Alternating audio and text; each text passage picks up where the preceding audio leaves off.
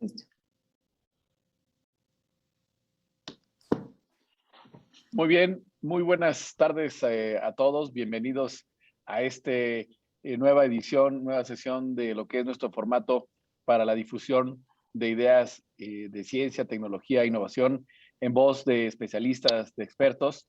Y el día de hoy, esta semana, pues también tenemos un invitado de lujo, como es el doctor Marcelo Tedesco, que seguramente muchos de ustedes ya lo identifican porque, bueno, pues además de ser una figura en temas de emprendimiento tecnológico aquí en México, pues particularmente aquí en Hidalgo, ha tenido pues una participación en diferentes iniciativas y ha tenido la posibilidad de tener pues una cercanía con nuestro ecosistema de innovación y emprendimiento aquí en el estado de Hidalgo. Yo le agradezco mucho al doctor Marcelo Tedesco que el día de hoy nos pueda acompañar, que de manera muy generosa nos haya obsequiado un espacio en su agenda y que nos pueda compartir pues el conocimiento y la experiencia que tiene sobre un tema bien importante, como está planteado en el título de su plática, que es la colaboración en la economía, más allá de las aspiraciones filosóficas. Ahorita creo que Marcelo nos va a desmenuzar qué alcance tienen estas afirmaciones y a qué se refiere con este tema de la economía colaborativa. Me supongo que irá por ahí, pero bueno, Marcelo tiene una amplia experiencia en muchos campos y por supuesto me voy a permitir aquí brevemente leer su biografía para que quien no lo conozca pues tenga un poquito más de contexto sobre su experiencia y sus áreas de trabajo en esta materia. El doctor Marcelo Tedesco es investigador afiliado en el MIT D-Lab del Instituto Tecnológico de Massachusetts, donde investiga ecosistemas económicos en países emergentes y Europa y lidera la implementación del proyecto de mapeo de ecosistemas de innovación del MIT D-Lab Local Innovation Group. Marcelo también es el fundador y director ejecutivo de Global Ecosystem Dynamics, una iniciativa de investigación internacional centrada en avanzar el estudio de los ecosistemas económicos.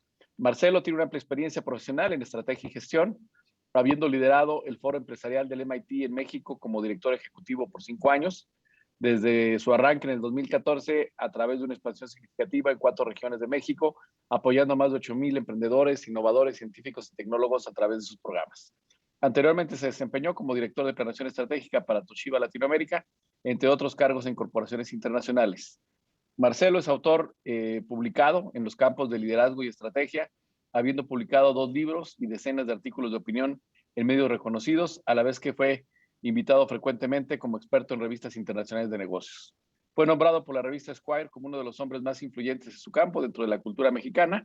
Y en cuanto a su formación profesional, Marcelo es doctor en Business and Social Science, tiene una maestría en negocios internacionales por la Salle Barcelona y Fudan University en Shanghái, certificado en filosofía por el MIT y tiene un diploma en antropología social y en política pública económica, ambos por la Universidad de Oxford. Como ustedes verán, es una trayectoria y una formación un tanto ecléctica y creo que justamente sobre eso nos va a plantear hoy, el día de hoy, Marcelo, su plática. Hay que destacar también que dentro de estos análisis de ecosistemas empresariales, económicos, de emprendimiento que ha realizado Marcelo a través de esta iniciativa con el MIT D-Lab, uno de ellos fue el estado de Hidalgo, por lo cual también podemos decir que Marcelo conoce bien el contexto particular de lo que está sucediendo, de cómo está configurado nuestro ecosistema, de los esfuerzos que se vienen realizando en los últimos años, y creo que eso también le da un valor agregado en el sentido de que además de ser una voz calificada en el tema a nivel nacional e internacional, pues también tiene esa vinculación y esa cercanía con Hidalgo, por lo cual, pues bueno, creo que es doblemente valiosa su presencia el día de hoy. Marcelo, pues te cedo ya la presentación, los micrófonos. Como siempre, recordarle a nuestra audiencia que pueden hacer preguntas y comentarios tanto en el espacio reservado para preguntas y respuestas o en el chat de quienes están en el Zoom, en el espacio de comentarios en redes sociales, y hacia el final de la sesión se les estaremos haciendo a llegar a Marcelo para que algunas de ellas puedan ser respondidas durante la sesión hacia el final de la misma. Marcelo, de nueva cuenta, muchas gracias por estar con nosotros el día de hoy y pues adelante con tu charla. Alonso, muchísimas gracias por la presentación, muchas gracias por la invitación también, sobre todo para mí es realmente un privilegio y un honor poder compartir contigo y con todos los participantes que nos están escuchando en estos momentos. voy a tratar, dentro de lo que cabe, de resumir una investigación de más de 5 años en unos 35 minutos para tener espacios para las preguntas y respuestas. Pero efectivamente, de lo que vamos a hablar es la colaboración en la economía. O sea, nuestras investigaciones en los últimos años se han enfocado en estudiar las estructuras ecosistémicas en la economía y cómo las relaciones de colaboración crean estas estructuras y qué es lo que sucede a partir de la formación de estas estructuras ecosistémicas. Y ahorita les voy a explicar un poco más desde qué punto, pero bueno, como comentaba Alonso, soy el director ejecutivo de una iniciativa que se llama Global Ecosystem Dynamics, que es una iniciativa internacional de investigación afiliada al MIT, al MIT D-Lab particularmente, del Instituto Tecnológico de Massachusetts, y cuyo principal propósito es apoyar el bienestar social y económico de los países emergentes y en desarrollo a través de entender mejor cómo funcionan estos ecosistemas económicos. Entonces, básicamente nos enfocamos en avanzar el conocimiento en cómo funcionan estos ecosistemas tan característicos. Y estoy afiliado como investigador al MIT D-Lab, que es un programa interdisciplinario del Instituto Tecnológico de Massachusetts, que trabaja en general con personas alrededor del mundo para crear y avanzar métodos colaborativos y soluciones prácticas a los retos del desarrollo y también evidentemente a los retos de la pobreza en países en crecimiento. Y antes de entrar en materia para entender bien por qué les llamamos ecosistemas también a estos espacios económicos que muchos son conocidos como el ecosistema de emprendimiento o el ecosistema de emprendimiento basado en innovación, etcétera. Y también en relación con lo que acaba de publicar la ONU en su informe anual sobre el cambio climático, en algo que por mucho tiempo nos ha costado visualizar de cómo realmente funciona nuestra actividad económica, es la razón por la cual hace algunos años publiqué este modelo en MIT para explicar la relación que existe entre la economía, la sociedad y el ecosistema terrestre. Entonces, a esto que nosotros solemos llamarles ecosistemas de emprendimiento basado en innovación, ecosistema de innovación, ecosistema de emprendimiento, ecosistema empresarial, etcétera, no son más que pequeños ecosistemas o grupos de actores que se relacionan entre sí, que tienen un propósito y que están rodeados de un medio ambiente específico en la política pública, en la sociedad, etcétera, pero que todos estos pequeños ecosistemas con nombre y apellido están conectados entre sí de ciertas maneras, que no me voy a detener mucho a comentar, pero están conectados a través de diferentes actores, diferentes agentes que están en diversos ecosistemas, pero que a la vez todos estos juntos forman lo que denomino el ecosistema económico, que puede ser el ecosistema económico de una población en específica, el ecosistema económico de un país o el ecosistema económico en general a nivel mundial, sobre todo teniendo en cuenta las enormes cantidades de relaciones que han producido la globalización. Pero lo que es tal vez más importante que entender la relación entre los pequeños ecosistemas económicos es entender la relación que hay entre el ecosistema económico, el ecosistema social y sobre todo el ecosistema terrestre.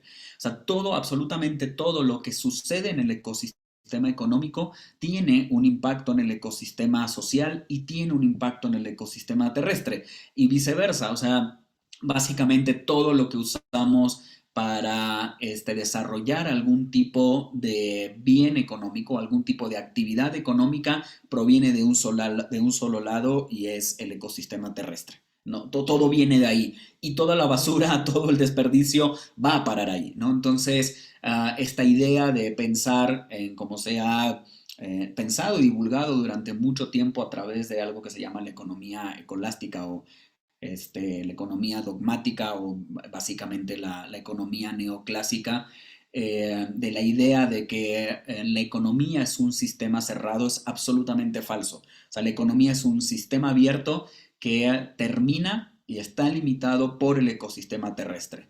Entonces, todo lo que hagamos va a tener un impacto en el ecosistema terrestre. Y desde esta perspectiva, es que justamente en mi iniciativa, la iniciativa que dirijo, JED, y mi equipo, estudiamos los ecosistemas económicos alrededor del mundo a través de algo que le llamamos la teoría de sistemas complejos. La teoría de sistemas complejos es un marco teórico que abarca el estudio de todo sistema complejo, no solamente los económicos. Un sistema complejo puede ser, desde hecho, ahora que está de moda la transferencia de Messi, desde un equipo de fútbol con todas sus relaciones, con todas sus reglas, con el campo de juego, hasta un sistema o un ecosistema biológico, por supuesto. Un ecosistema biológico es un sistema complejo por excelencia, pero también la economía de un país o de una ciudad, de un territorio, es un sistema complejo. Entonces nosotros usamos esta teoría y todos los elementos que engloban, los componentes que engloban esta teoría para estudiar cómo funcionan las relaciones y cómo se construyen las estructuras de los ecosistemas.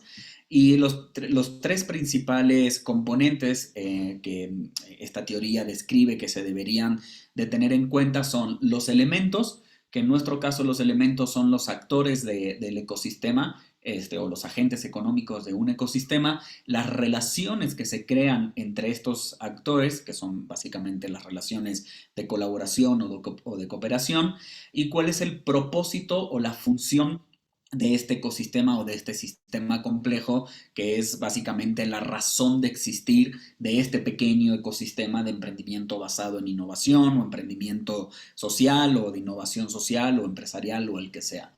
La teoría de sistemas complejos dice que todo ecosistema tiene inherentemente, que todo sistema complejo, perdón, tiene inherentemente un poco ridículo, pero básicamente el ecosistema de emprendimiento basado en innovación, su función es producir emprendedores de base con innovación o de base tecnológica tal vez, ¿no?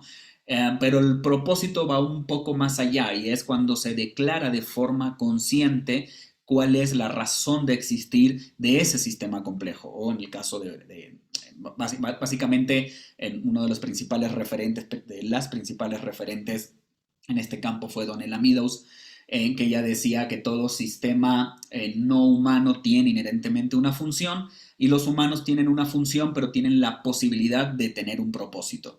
Y lo que nosotros hemos visto es que cuando se declara un propósito en un ecosistema económico, esos ecosistemas tienden a ser más robustos y más fuertes porque tienen muchísima mayor claridad de hacia dónde van y qué es lo que quieren producir, ¿no? Ahora bien, la teoría de sistemas complejos dice que también las propiedades que deberíamos de estudiar de un sistema complejo, y estas son las propiedades que nosotros estudiamos, es la eficiencia del sistema, qué tan robusto es, su capacidad de resiliencia y la propensión al colapso. Básicamente, estas cuatro características o propiedades de un sistema complejo en biología determina la capacidad, algo que se llama la capacidad homeostática del ecosistema biológico, ¿no?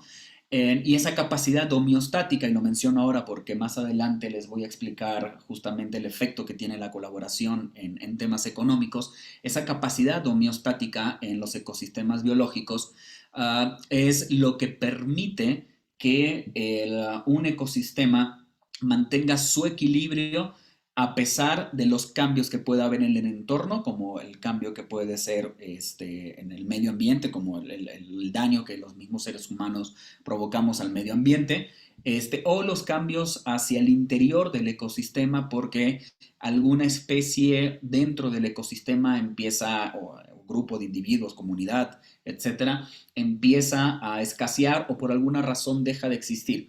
Entonces, ante estos cambios, mientras más eficiente sea el ecosistema, más robusto sea, más resiliente sea y menor propensión al colapso tenga, mayor va a ser su capacidad homeostática. Entonces, estos son cuatro propiedades muy importantes a tener en cuenta y que nosotros estudiamos a la hora de estudiar ecosistemas económicos. Y por otro lado, utilizamos otro modelo que es el modelo TESER, que fue un modelo que también publicamos hace algunos años en el MIT, que describe a los actores o a los agentes de un ecosistema económico, no como lo hace la triple o la cuádruple hélice, que seguramente la habrán escuchado nombrar en alguna ocasión, que lo hace a partir del sector al que pertenece, o sea, el gobierno, sociedad, el sector privado o la academia, sino que nosotros los describimos a estos actores a partir de cuál es el rol que juegan en el ecosistema y cuál es el valor que aportan al ecosistema. ¿Por qué? Porque básicamente lo que es importante dentro de una dinámica ecosistémica no es el sector al que perteneces, sino cuál es el rol que tú juegas dentro de esa dinámica y cuál es el valor que aportas al ecosistema. Eh, por otro lado, para levantar nuestros datos, nosotros utilizamos una metodología desarrollada por una colega del MIT que se llama Elizabeth Hofecker, que se llama Link Research. Básicamente lo que hacemos es convocamos a la mayor cantidad de actores del ecosistema económico que estamos estudiando y a través de una serie de dinámicas y unos instrumentos de investigación diseñados para estas investigaciones, ellos lo contestan y nosotros levantamos los datos. Y todos estos datos que nosotros levantamos a partir de la interacción con diversos actores de los ecosistemas que estudiamos, son todos datos que si bien reflejan características cualitativas de los ecosistemas, está diseñado de tal manera para convertirse en datos numéricos que nosotros procesamos a través de una técnica matemática que se llama Complex Network Analysis. Es una técnica matemática que se usa para estudiar las estructuras de las relaciones dentro de un sistema complejo. Es muy utilizado en biología, en física, en matemáticas, por supuesto, en economía y se ha estado empezando a utilizar en sociología. Entonces, muchos estudios de ecosistemas suelen basar en sus reportes y sus hallazgos a partir de entrevistas que se le hacen a actores que se suelen llamar informantes claves, ¿no? O sea, los actores que tal vez son los más famosos dentro del ecosistema. Nosotros lo que hacemos en realidad, y bueno, y eso es el problema de hacer esto que se hace generalmente, es que está sujeto por un lado al sesgo propio que tiene el informante, o sea, la persona a la que se le entrevista, pero también está sujeto al sesgo que tiene el sociólogo, el economista, el investigador que está interpretando esos datos.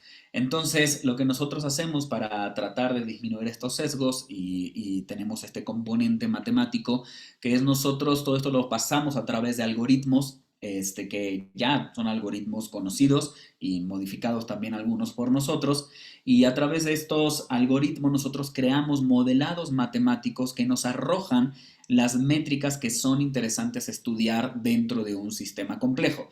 Entonces nosotros no interpretamos lo que nos dice un actor del ecosistema económico que estamos estudiando, sino que interpretamos lo que las métricas matemáticas nos arrojan a partir de la estructura del ecosistema. Y a partir de esto es que hacemos recomendaciones. Hemos hecho esto desde el 2017. Empezamos por México, de hecho justamente Pachuca fue uno de los primeros ecosistemas que estudiamos con el apoyo en su momento del Instituto Nacional del Emprendedor y por supuesto de Sitnova, también Guadalajara, Aguascalientes y Oaxaca. Ya para 2019 hicimos estudios en Ciudad de México, Santiago de Chile, Buenos Aires, Sao Paulo y Madrid. Este año estos que les acabo de mencionar ya están publicados, los pueden encontrar aquí abajo donde está este link. Aquí pueden encontrar todos los reportes que hemos publicado al respecto en la página de MIT de la iniciativa. En 2020, antes de la pandemia, alcanzamos a hacer Barcelona, Valencia y Montevideo. Este año ya terminamos con Bogotá y Lima y estamos trabajando actualmente en La Plata, no viene aquí, pero Río de Janeiro, Berlín, Manchester, Newcastle, Londres y Lisboa. Esperamos tener los resultados de los estudios y reportes de estas ciudades hacia finales de este año, principios del próximo año. Hemos identificado, ya está un poco pero hemos identificado ya casi 3.000 organizaciones y hemos analizado más de 6.000 colaboraciones o relaciones entre todas estas organizaciones en estos diferentes ecosistemas económicos. Ahora bien, les voy a dar algunos ejemplos. Esto que ven acá es justamente este modelado matemático de la estructura de un ecosistema económico, en este caso el ecosistema económico de emprendimiento basado en innovación de la ciudad de Madrid.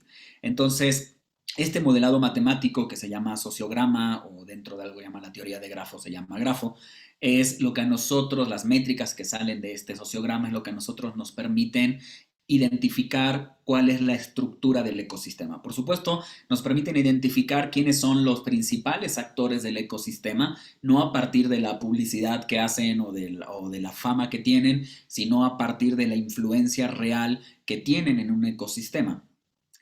A partir de las características, evidentemente, que un individuo dentro de un ecosistema debe de cumplir, ¿no? Que es la creación de estructuras de relaciones que permitan incrementar lo que les decía que es la capacidad homeostática, en este caso del ecosistema económico.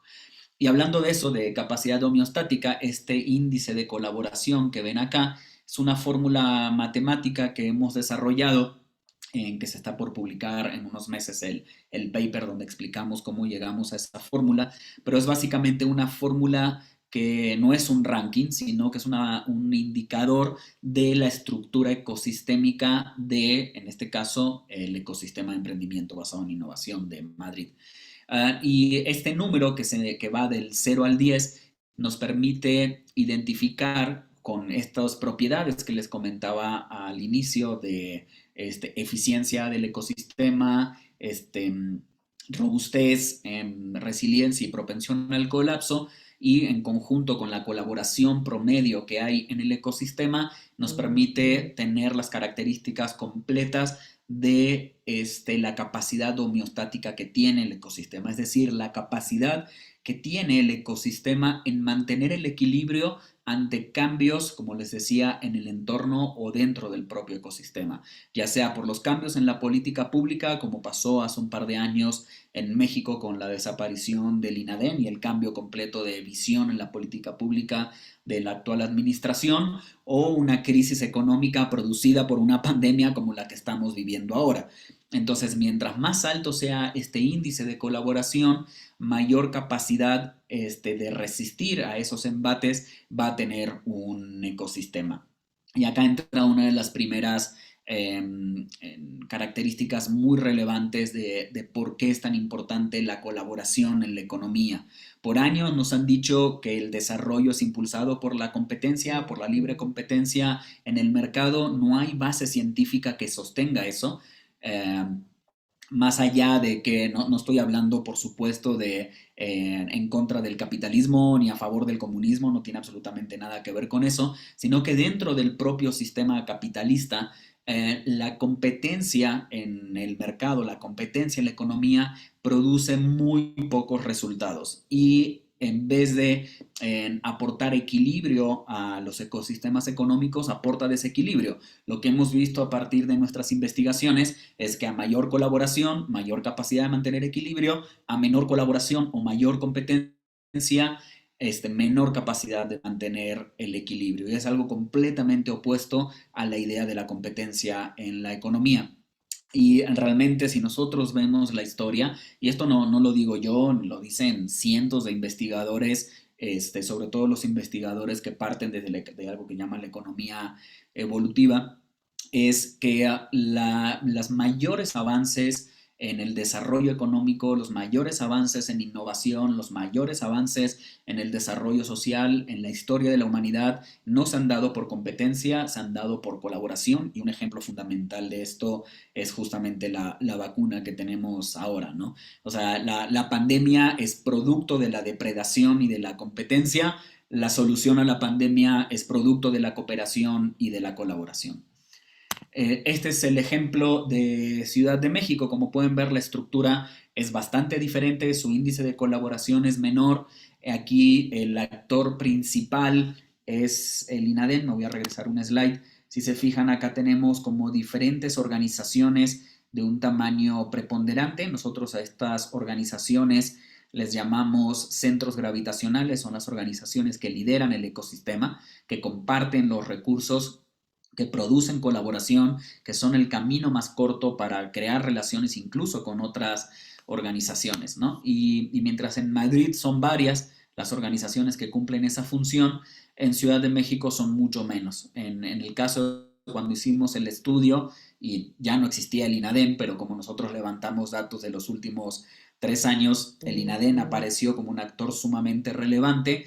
El INADEM acaparaba en gran medida esta energía o la compartición de los recursos del ecosistema, y algunos otros como Santander, el Banco Interamericano de Desarrollo, Amexcap y Nafin y alguna otra organización aparecía por ahí como un actor relevante, pero mucho más hacia la periferia. E INADEM jugaba un rol central. Evidentemente, la desaparición del INADEM, a ver tan poca colaboración en el ecosistema de la Ciudad de México, produjo una disrupción muy importante en el comportamiento del ecosistema. Incluso cuando levantábamos los datos, vimos cómo los actores líderes que participaron del estudio tenían muchísimas dudas de cuál era el rumbo que iba a tomar el ecosistema. No podemos decir que el ecosistema en la Ciudad de México colapsó, pero sí podemos decir que la disrupción que tuvo el ecosistema fue abrumadora y que todavía está tratando de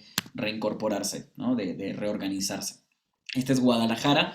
Guadalajara es, de lo que hemos estudiado en México, es el ecosistema más colaborativo del país. Si se fijan, el INADEM no jugaba un rol tan preponderante en el ecosistema. Hay otros actores con diferentes roles como Connector y el mismo CONACYT, la Secretaría de Innovación, Ciencia y Tecnología, una comunidad que se llama iTuesday, el Foro Empresarial del MIT, el TEC de Monterrey, el ITESO, el MIND, o sea, diferentes organizaciones jugando este rol de centro gravitacional, y eso hace que la estructura del ecosistema sea mucho más robusta y tenga mayor capacidad para mantener el equilibrio. Y este es Pachuca. Hablando de Pachuca, seguramente la mayoría de las personas que nos están viendo son de esta ciudad, o al menos del estado de Hidalgo. Y como podemos ver, también tenemos una diversidad importante de centros gravitacionales, siendo Citnova, en el momento que hicimos el estudio, el principal centro gravitacional del ecosistema de emprendimiento basado en innovación, fungiendo como con este rol de articulador. Pero también compartiendo el liderazgo, y ahorita vamos a hablar la importancia de compartir, de la colaboración en el liderazgo, compartiendo el liderazgo con otras organizaciones como la propia SEDECO del estado de Hidalgo, Canacintra, el Instituto Hidalguense de Competitividad Empresarial, si no mal no recuerdo se llama así, el CCEH, que no recuerdo qué organización es, Startup Hidalgo en su momento, entonces el mismo CONACYT, y claro, INADEM también jugaba un rol preponderante. Habría que ver cómo se reorganizó el ecosistema de Hidalgo, pero como pueden ver es más colaborativo y tiene una mejor estructura que la que tiene la propia Ciudad de México. No tengo aquí la gráfica, pero algo interesante que vimos en Hidalgo en su momento, que en su momento recomendamos, y estoy seguro que se llevó adelante a la práctica, recomendamos mejorar, era que el ecosistema de Pachuca tenía mucha más colaboración hacia la Ciudad de México, o sea, con actores del ecosistema de la Ciudad de México, que con la que tenía con los propios actores de otros pequeños ecosistemas hacia el norte de Hidalgo, que es menos desarrollado en términos económicos y sociales que la capital Pachuca, ¿no? Entonces, era un fenómeno interesante que estoy seguro que se atendió, pero vemos cómo los polos de innovación de las diferentes ciudades pueden tener impacto en el desarrollo de toda la región completa. Y estos son otros dos que estudiamos en México: Oaxaca, que es el segundo ecosistema menos colaborativo de México, y Aguascalientes, que tiene una estructura muy similar a la estructura que tiene en Pachuca. Ahora bien, hablando más de colaboración, le decía que la importancia de compartir el liderazgo, ¿no? De un lado vemos cómo funciona o se comporta la colaboración en la ciudad de Guadalajara, donde vemos que hay una buena cantidad de centros gravitacionales con una muy buena dosis de colaboración. Por cierto, aquí arriba pueden ver algunos índices de colaboración de otros ecosistemas que hemos estudiado, pero si ven, la colaboración entre los líderes del ecosistema en Guadalajara es muchísimo mayor que la colaboración que había entre los líderes del ecosistema de la Ciudad de México. Y eso influye directamente en el índice de colaboración y por supuesto en la estructura y en esto que les digo que es la capacidad homeostática del ecosistema económico. A mayor colaboración entre los líderes de un ecosistema, mayor capacidad homeostática tiene ese ecosistema. La otra. Y esto lo vemos, por ejemplo, en Buenos Aires y Madrid. Buenos Aires es un ecosistema altamente colaborativo. También lo es Madrid, pero Buenos Aires aún más. O sea, acabo de leer ayer que Buenos Aires acaba de lanzar su noveno unicornio. O sea, México tiene dos apenas, ¿no? Y Buenos Aires ya tiene nueve, ¿no? Evidentemente, la cantidad de unicornios que hay en un país no es un indicador directo del comportamiento de la economía, pero sí es un indicador de la actividad emprendedora de ese ecosistema. Y lo que es importante saber también, como sucede en la biología, la única forma de que la vida prospere en un ecosistema biológico es a través de que exista una fuerte capacidad homeostática. O sea, la vida nace, se desarrolla y evoluciona a partir del equilibrio ecosistémico. Y lo mismo sucede en la economía. Ecosistemas más colaborativos, por más difícil que sea su entorno, mayor posibilidad tienen de que se desarrollen mejores emprendimientos. Entonces, Buenos Aires con una amplia capacidad para colaborar, tiene una amplia posibilidad también de desarrollar emprendimientos que aporten mucho más a la economía y al desarrollo social de su propio entorno, ¿no? Esto es en el caso de Valencia y Montevideo, aún más colaborativos todavía. Valencia es el ecosistema más colaborativo que hemos encontrado al momento en nuestros estudios y es el ecosistema que lidera en emprendimientos basados en innovación en España. Y si se fijan, en Montevideo su índice de colaboración es un poquito menor.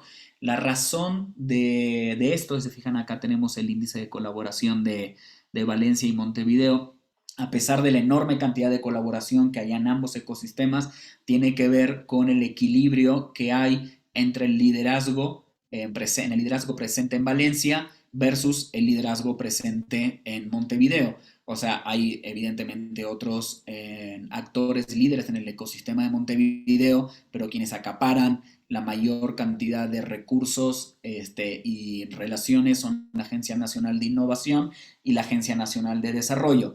Ese desequilibrio no lo vemos en Valencia y esa es la razón por la cual Valencia tiene una estructura más sólida en términos de su ecosistema de emprendimiento basado en innovación. Ahora bien, esto es a nivel estructural en la importancia de la colaboración y lo que la colaboración produce a través de sus relaciones es justamente esta oportunidad de tener una mayor capacidad homeostática, una mayor capacidad de mantener el equilibrio y resistir cambios en el entorno, resistir crisis económicas o resistir cambios en la política pública, ¿no? Pero por otro lado, también hemos venido estudiando qué es lo que produce directamente la colaboración en términos de los indicadores de desarrollo económico y social de un país, ¿no?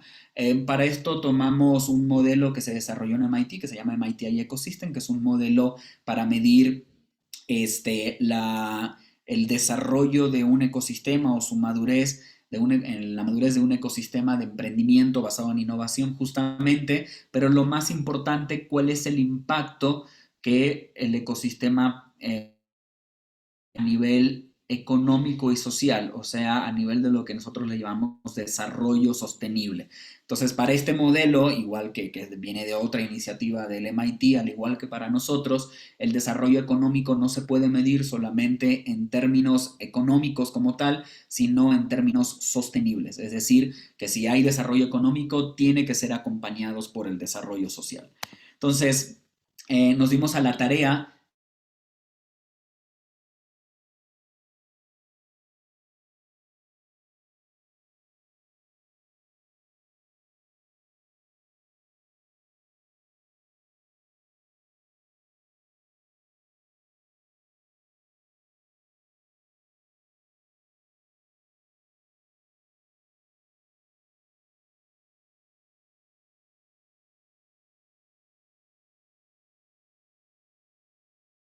Ajá. Tienes tu micrófono desactivado, Marcelo. Perfecto. Me caí, digo, no sé si fue mi internet o fue No, sí, saliste del algo, pero aire bueno, ya un estamos de momento, regreso. pero ya Entonces regresaste. les decía, ok, perfecto, me regreso de nuevo. Decía que cada uno de estos pilares tienen indicadores tradicionales de la economía y del desarrollo social, indicadores que son publicados por el Foro Económico Mundial, por el Fondo Monetario Internacional, por el Banco Mundial, por la ONU, etcétera, ¿no? Son 65 indicadores. Nosotros nos dimos a la tarea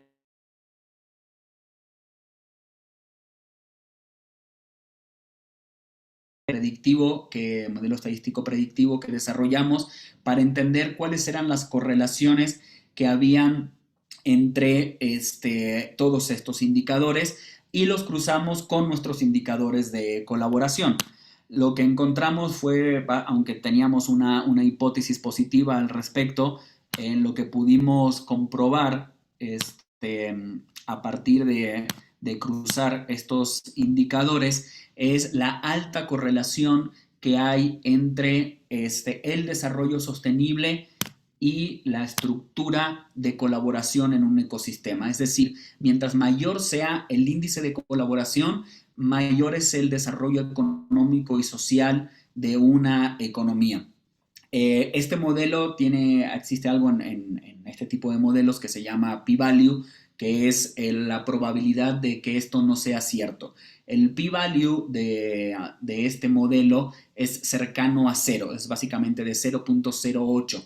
Esa es la probabilidad de que esto no sea cierto. Entonces hay una muy alta correlación, no solamente entre la estructura completa de colaboración de un ecosistema, sino también la eficiencia que tiene ese ecosistema. O sea, mientras más rojo sea, mientras más alto sea el número más cercano a 1, mayor es la correlación. Mientras más azul o más cercano a -1, menor es la correlación o la correlación es negativa, ¿no? Entonces hay una muy fuerte correlación positiva entre cada uno de los indicadores de la colaboración y el desarrollo sostenible, o sea, desarrollo económico y desarrollo social de una economía. Y cada uno de los indicadores de competencia dentro de un ecosistema están fuertemente correlacionados de forma negativa con el desarrollo económico y social de un país, ¿no? Y bueno, y por otro lado vemos que incluso esas correlaciones son muchísimo más fuertes que otros indicadores, como por ejemplo el fondeo a la innovación, o que el fondeo al emprendimiento, o que incluso la capacidad que hay en capital humano de innovación. O sea, la colaboración tiene una correlación superior que todos estos otros indicadores que solemos creer que son sumamente relevantes, por supuesto lo son, pero la correlación en la colaboración es más importante, es más alta que lo que podemos encontrar incluso en el acceso a capital que tenga un emprendedor, ¿no? De hecho, el acceso a capital que tiene un emprendedor no tiene correlación con el desarrollo económico y social. Hay otros indicadores y hay otros aspectos de la economía que se deben de desarrollar antes que solamente que el emprendedor y sobre todo el emprendedor tradicional tenga acceso a capital. Por ejemplo, la política pública tiene una correlación altísima con el desarrollo sostenible, ¿no? Y también lo tiene el acceso a la infraestructura, tanto en emprendimiento como en innovación. Pero repito, la colaboración es uno de los factores fundamentales en el desarrollo sostenible y económico de un país, ¿no? Y estos son datos matemáticos, es investigación científica de muy alto nivel que hemos venido haciendo en decenas de ciudades alrededor del mundo, y todos los datos apuntan a que la colaboración en un ecosistema surge como la relación más importante dentro de los ecosistemas económicos, ¿no? Y es por eso que hemos venido impulsando esta idea de que la colaboración debe ser mucho más que una aspiración filosófica, o sea que debemos de dejar de impulsar la competencia como un factor de desarrollo, porque no lo es, y debemos enfocarnos realmente en crear política pública y en crear una conciencia alrededor de la colaboración en la economía. Hemos sido criados durante generaciones como depredadores, pero este, sobre todo en lo que hemos visto en los últimos reportes de la ONU, con más fuerza necesitamos empujar esta idea de la colaboración, eficientar los recursos, sobre todo los recursos que obtenemos del medio ambiente para construir sociedades mucho más equitativas, prósperas y sostenibles a largo plazo. Y nada más, muchas gracias a todos por su atención. Aquí están mis datos, si me quieren escribir, es mi correo. Así que bueno, a la orden y abiertos para preguntas y respuestas. Muy bien, pues muchas gracias, Marcelo. Creo que ha sido una plática muy ejecutiva. O sea, que creo que nos compartiste mucha información y toda metodología de identificar justamente cómo se forman los ecosistemas. Y creo que, bueno, pues ha sido muy interesante desde la perspectiva de que pues todos estos procesos no se dan como resultado de la acción de un único autor, ¿no? De un único actor, sino más bien a través de la suma de esfuerzos y las sinergias que se van generando, ¿no? Porque creo que también pues se identifican esos mapas de relación que nos presentaste, no solamente el número de actores, sino cómo se comunican, qué tanto se comunican, ¿no? Y luego quiénes fungen realmente como esas especies de articuladores, ¿no? De quien de alguna manera de pivotes, ¿no? Dentro del ecosistema para poder irlos articulando. Y creo que eso cambia la perspectiva, ¿no? De que muchas veces se identifica, bueno, si hay determinada clase de actores o ciertas políticas públicas o ciertos elementos se va a dar por sí solo, y creo que este elemento intangible, pues es muy importante, ¿no? Que al final se hace tangible. Pero bueno, te agradecemos mucho la plática. Yo soy el moderador, no debo estar haciendo comentarios ni planteamientos, pero bueno, ya tenemos aquí algunos comentarios. Agustina Hernández nos dice, ¿cuáles son los agentes de los sistemas en lo general? Oh, nosotros los identificamos a partir de este modelo TESER.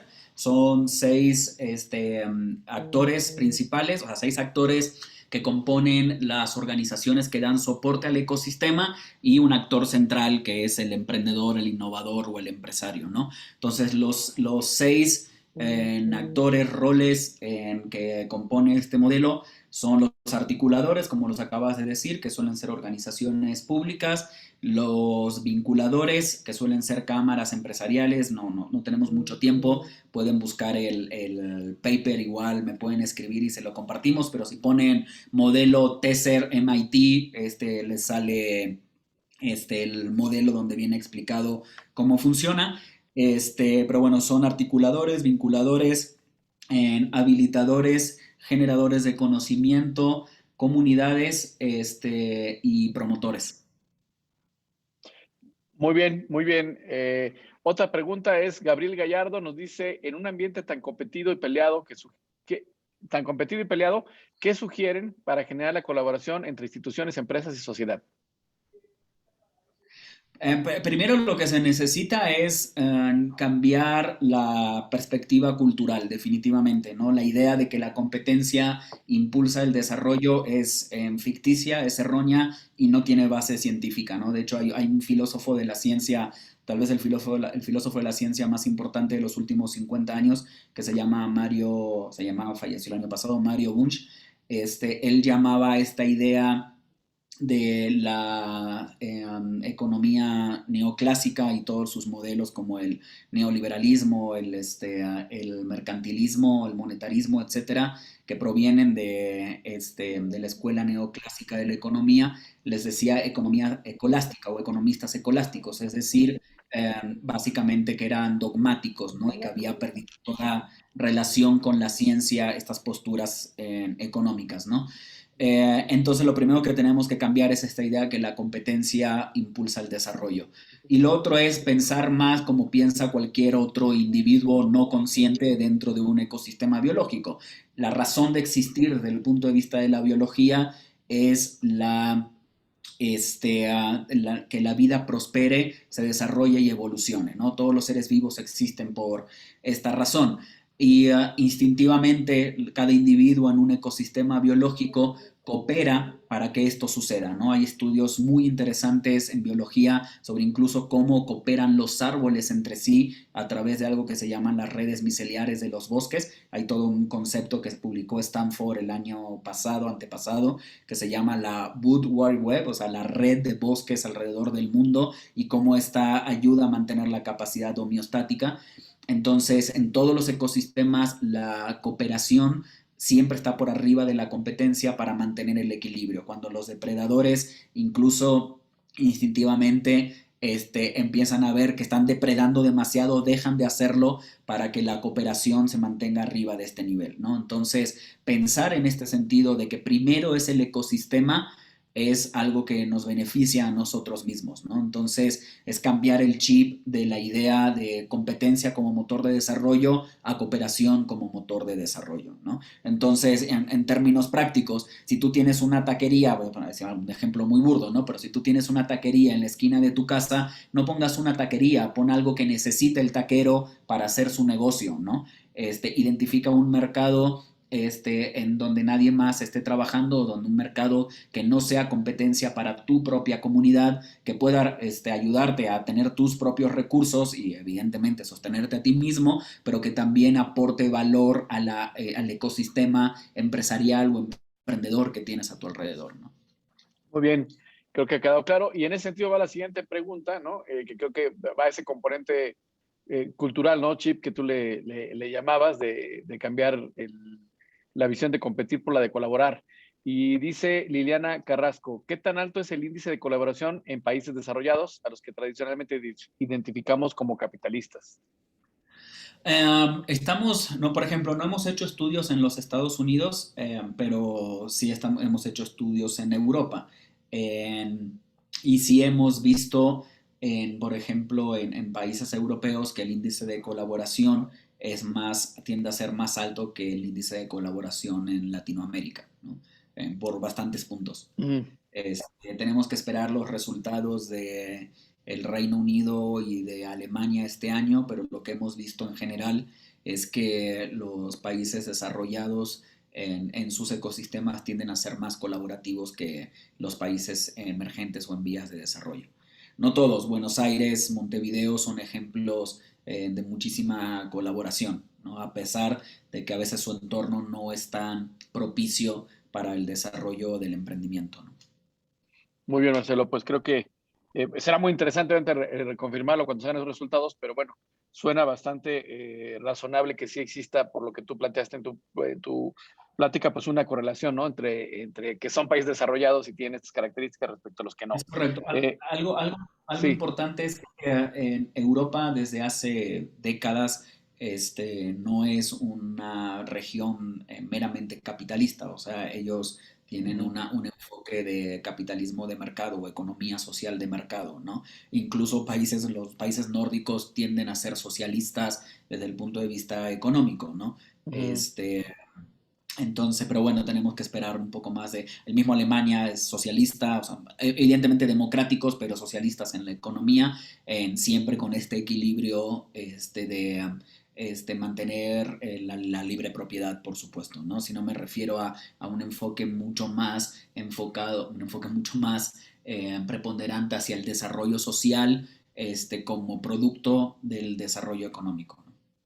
Sí, sí, lo que es las políticas del estado de bienestar, ¿no? O Por supuesto, ¿no? exactamente. No en el sentido de la apropiación del Estado de los medios de producción y No, no, el estado de no, bienestar del ciudadano. del estado de bienestar ciudadano, es decir, un tema redistributivo, ¿no? De políticas redistributivas fuertes. Bueno, Es correcto. José Aguirre dice, muchas gracias por la conferencia. Rubicel Telles también dice, muchas gracias por la información y su contexto. Raúl Stanford nos dice, hola, ¿hay algún indicio sobre las líneas de colaboración? Es decir, ¿qué temas son más relevantes para innovar? O sí, no lo tenía en ese slide, lo hemos presentado en otras Ah, presentaciones un poco más extensas, pero sí, también estudiamos cuáles son las motivaciones, estudiamos otras 10 características no relacionadas con la estructura, sino con lo que produce y por qué se produce la colaboración, ¿no? Y también con la disponibilidad de recursos en los ecosistemas, etcétera. Lo pueden ver en nuestros reportes publicados en la página de la iniciativa de MIT. Déjenme ver, se las voy a poner aquí rápido En el chat, ajá. este, en el chat. Ahí están 6 reportes que hemos publicado hasta el momento donde vienen todos los datos. Creo que no puedo escribir en el chat. A ver. No, sí, acá, ya lo vi. Ahí están. Ahí pueden ver todos los reportes con todos los demás datos que no hemos visto, pero básicamente hemos visto que hay una correlación entre los ecosistemas más colaborativos, la motivación para colaborar, o sea, la principal razón para colaborar es el ecosistema mismo, o sea, es desarrollar proyectos en beneficio del ecosistema, ¿no? Y le siguen la segunda motivación, si mal no recuerdo, es el acceso a conocimiento y después entre tercero y cuarto lugar recién viene, esos son los ecosistemas más colaborativos, recién viene el acceso a recursos monetarios, ¿no? Pero compartir conocimiento, obtener mayor conocimiento, proyectos propios para el ecosistema, e incluso acceso a red de contactos suelen ser las principales motivaciones en los ecosistemas más colaborativos y la obtención de recursos monetarios suele ser la que predomina en ecosistemas menos colaborativos como en la Ciudad de México, por ejemplo. Muy bien. Creo que con eso has respondido en parte otras preguntas, un par de preguntas que han en mi sentido, que es cómo generar esa colaboración, ¿no? Una colaboración efectiva, cómo promoverla. Hablabas tú hace un rato del cambiar el chip y creo que, bueno, al identificar estos drivers, ¿no? De por qué colaborar, pues se podría trazar un plan o acciones para promoverlo, pero no sé si tengas algo más que agregar en ese sentido. Y algo importante de que no hablé mucho en la presentación es el tema del propósito, ¿no? Cuando un ecosistema tiene un propósito claramente definido y también hemos visto una relación entre los propósitos sociales y los ecosistemas más colaborativos. Es decir, cuando el propósito de un ecosistema, porque también esto lo estudiamos, cuando el propósito de un ecosistema está más orientado en el bienestar de la sociedad y del ciudadano en general, o sea, que lo que produzca el ecosistema sea en beneficio de la sociedad y no en el beneficio propio y no en el beneficio de los fondos de inversión, por ejemplo, hay una mayor relación con la colaboración. O sea, los que están más colaborativos tienden a tener propósitos más sociales, ¿no? Más enfocados en el ciudadano, justamente en el, la sociedad en la que están inmersas, ¿no? ¿Por qué? Porque el ecosistema económico debe de servir a la sociedad en la que está inmersa, porque si no hace esto, se producen enormes desigualdades como las que vemos, por ejemplo, en el Silicon Valley. O sea, el Silicon Valley no es un ecosistema que sirve a su sociedad, o sea, es un ecosistema que sirve a los intereses privados, ¿no? Entonces, la dinámica social en la bahía es absolutamente desigual con la región de los Estados Unidos y de los países desarrollados con más homeless que existen, ¿no? Entonces, si el ecosistema no sirve a la sociedad a través de un propósito común que beneficie al ciudadano de que pertenece a esa región, genera desigualdades, ¿no? Entonces, Muy bien. encontrar un propósito común es fundamental para el desarrollo social, pero también un propósito común en ese sentido produce mayor colaboración. Muy bien, muy bien. Bueno, siguen llegando preguntas y comentarios. Yo que vamos a hacer un par más para poder cerrar más o menos en tiempo. Seguro. Uno de ellos es que se ha ampliado el modelo para analizar ecosistemas desde la perspectiva de los agentes sociales en el centro, es decir, como ONGs. No, pero hemos visto que están usando se puede utilizar evidentemente, segura tal vez metodológicamente habrá que hacer algunos pequeños ajustes, pero no sé, me han llegado datos de que están usando el modelo Tesser, para, ¿cómo se llama? Para estudiar relaciones Uy.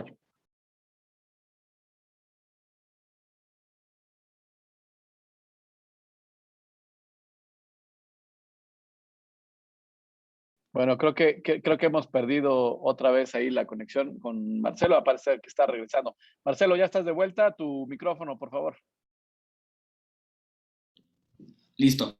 Lo que decía es que no sé qué decía, ¿cuál era la pregunta? Ah, ya, el modelo TESER. Que me ha llegado información de que están usando el modelo para estudiar relaciones internacionales. Por ejemplo, en la Universidad de Guadalajara lo están enseñando en la maestría de relaciones internacionales en temas de competitividad territorial. No me pregunten cómo lo están usando, pero sí. Pero básicamente este modelo fue desarrollado para describir a los actores de cualquier ecosistema social. Al final un ecosistema económico, si bien lo que producen son bienes económicos y por eso les llamamos ecosistemas económicos, básicamente cualquier dinámica social puede ser estudiada desde el punto de vista de la teoría de sistemas complejos y utilizar el modelo TESER para describir a sus actores y el valor que estos actores aportan a la economía. Nosotros no lo hemos hecho porque nuestro enfoque es el estudio de ecosistemas económicos, ¿no? Sí, aunque me supongo que dentro del modelo sí están mapeados, sí están identificados aquellos actores sociales que forman parte Oh, del sí, ecosistema, ¿no? sí, sí, definitivamente sí, sí, sí, claro. O sea, si hay actores sociales, ONGs, etcétera, por ejemplo, en Oaxaca están muy presentes, que son parte del ecosistema económico, por supuesto que son identificados. Es importante, nosotros a través de la metodología no somos quienes identificamos a los actores, lo hacen los actores mismos a través de una técnica que se llama Network Social Mapping, ¿no? Entonces, el conjunto de los actores del ecosistema son los quienes determinan quiénes son realmente los actores del ecosistema. Muy bien. Y bueno, ya por último un comentario aquí que también hace Eduardo Moctezuma del Colegio del Estado de Hidalgo. Dice que cuánta comunicación tienen ustedes con este proyecto con otros miembros del Departamento de Economía y del MIT. Dice, dado que muchos grandes exponentes de lo que se le denomina economía no clásica, que es la corriente dominante actualmente en la economía, provienen de ahí y que es muy interesante pues el intercambio de ideas que haría entre ese modelo y lo que ustedes de alguna manera han venido identificando y proponiendo, ¿no? Sí, el MIT ha migrado de esta idea de la economía neoclásica. La última ganadora del premio Nobel, Esther Duflo, justamente va en contra de toda esta idea neoclásica. Pero bueno, esto fue algo que se impulsó durante mucho tiempo. Hoy los principales actores son realmente de la escuela de Chicago, no de la escuela de MIT. MIT se ha enfocado mucho más en la econometría como tal. Y bueno, Esther Duflo fue quien puso sobre la mesa que el desarrollo económico es producto del bienestar social, ¿no? Y esa debería de ser la mirada, ¿no? De que a mayor desarrollo social, mayor desarrollo económico y que si hay un enfoque en el desarrollo económico, esto debería de impactar directamente en el desarrollo social de una nación y justamente ya ganó el premio Nobel por el enfoque metodológico en estudiar estas relaciones en cooperativas en la economía y cómo la irrupción de agentes competitivos había hecho que se disminuyeran las relaciones dentro de las redes de acceso a mercado microfinanciero en África, ¿no? Entonces, MIT ya tiene varios años impulsando una idea completamente diferente en términos de hacia dónde debe ir de la economía. Y para responder a la pregunta directamente, nosotros estamos en un programa del MIT que está enfocado en buscar soluciones para los retos del desarrollo y la pobreza. Es un programa multidisciplinario donde hay más de 60 personas que se llama MIT D-Lab y estamos mucho más enfocados en ese sentido, ¿no? Muy bien. Pues bueno, creo que haces buena apunte ahí respecto al perfil que está tomando en general la investigación y particularmente la investigación en el MIT y que obviamente esto pues viene a sumar, ¿no? A esta discusión y a esta reorientación, ¿no? De las prioridades que se deben de tener en una economía. Y bueno, pues esa sería la última pregunta que te hacemos. Hay varios comentarios, muchas reconocemos la verdad que muy buena respuesta que hemos tenido aquí, sobre todo de de universidades. Nos escriben aquí de la Universidad Tecnológica de Tulancingo, que tu plática hace repensar el papel que deben tener las universidades en este proceso. Elizabeth González también nos dice por ahí Marta Ibarra, de la Universidad Autónoma del Estado de Hidalgo, agradece la información.